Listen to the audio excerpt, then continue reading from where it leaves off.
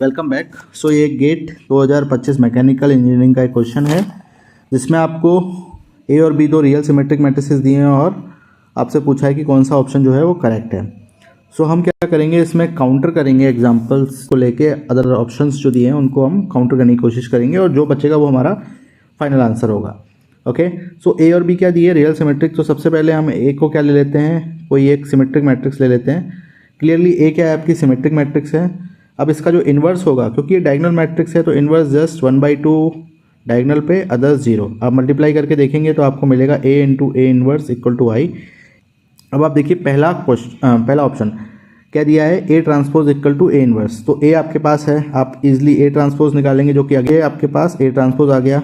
अब आप चेक कर सकते हैं क्या A transpose equal to A inverse है, तो क्लियरली नहीं, तो पहला ऑप्शन आपका गलत हो गया। ओके, नाउ दूसरा ऑप्शन इसमें दिया है ए बी और बी ए के बारे में। सो ए को हम क्या लेते हैं, सिमेट्रिक लेना ही होगा हमें, तो हमने ये सिमेट्रिक ले लिया, और बी को हमने क्या ले लिया, दूसरा सिमेट्रिक ले लिया। ओके, अब हमें ए बी निकालना है। देखिए ए बी का अगर आप मल्टीप्लाई करेंगे तो आपको क्या मिलेगा, 0 - 1 1 0। आप चेक कर सकते हैं। इसी तरह से आप बी ए निकालेंगे, आप जब बी ए निकालेंगे मल्टीप्लाई करके तो वो होगा 0 - 1 और 1 0। नाउ आप देख सकते हैं, let me just change the fan colour. ये आपका ए बी है और ये आपका बी ए है, दोनों ही डिफरेंट हैं, यानी A B not equal to B A. So clearly आपका जो ऑप्शन नंबर क्या था, बी, वो भी गलत हो गया। ओके, अब जाते हैं ऑप्शन नंबर, आप अगर डी को देखेंगे तो आप डी को देखेंगे तो डी के लिए ऑलरेडी जो हमने पहला एग्जांपल लिया था वही काफ़ी है।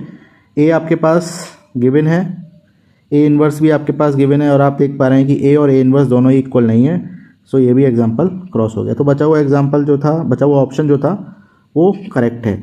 सो यहाँ पर जो है इन्होंने जो ऑप्शन सी दिया हुआ है वो एक जनरल कॉन्सेप्ट है कि जब आप ए बी का ट्रांसपोज लेते हैं, चाहे वो सिमेट्रिक हो या नहीं, वो बी ट्रांसपोज ए ट्रांसपोज ही आता है। सो यहाँ पर आपको ऑप्शन सी को सही करने के लिए सिमेट्रिक होने की कोई ज़रूरत नहीं है। हाँ, अगर आपसे ऑप्शन में बी ट्रांसपोज ए ट्रांसपोज की जगह बी ए दिया रहता तो आप बी ट्रांसपोज ए ट्रांसपोज की वैल्यू ये पुट कर सकते थे, क्योंकि B equal to B transpose दिया है, सिमेट्रिक दिया है, A equal to A transpose दिया है।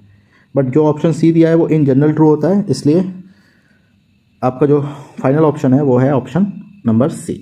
आई होप ये कॉन्सेप्ट आपको क्लियर हुआ होगा। तो ऐसे क्वेश्चंस में आप क्या करते हैं कि डिफरेंट मैट्रिक्स बना के आप उन्हें काउंटर कर देते हैं, और जो आपका ऑप्शन बचता है वही फाइनल ऑप्शन होता है। इसमें कोई डाउट है तो आप पूछ सकते हैं। We will meet again in next video.